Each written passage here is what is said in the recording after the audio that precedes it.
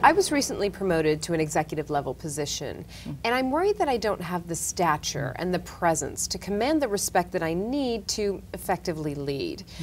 But I do know that I'm qualified for this position, so is this something that I should worry about?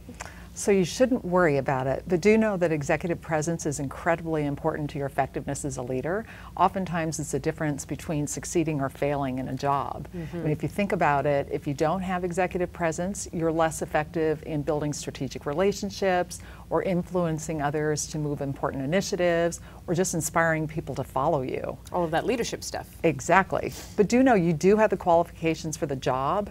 You can develop the executive presence you need over time by just observing some of the characteristics that are important to have.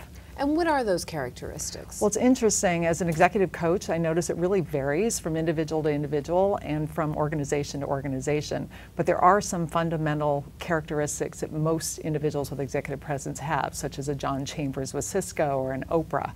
So they're able to command an audience or a room, whether it's one-on-one or speaking to thousands of people. So they really capture people's attention. Exactly. They tend to be both competent and confident in their roles. It's not an either-or proposition. Exactly. You have to have both. Exactly. They have organizational savvy, and they're able to leverage that in organizations. And they're really good at connecting with people and building strategic relationships.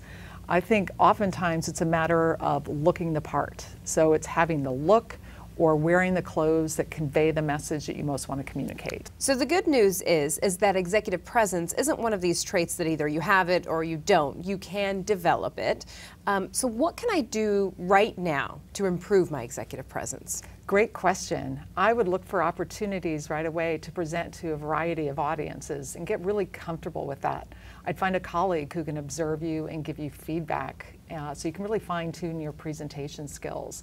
I'd also look around your organization and locate somebody that you feel has executive presence and observe them.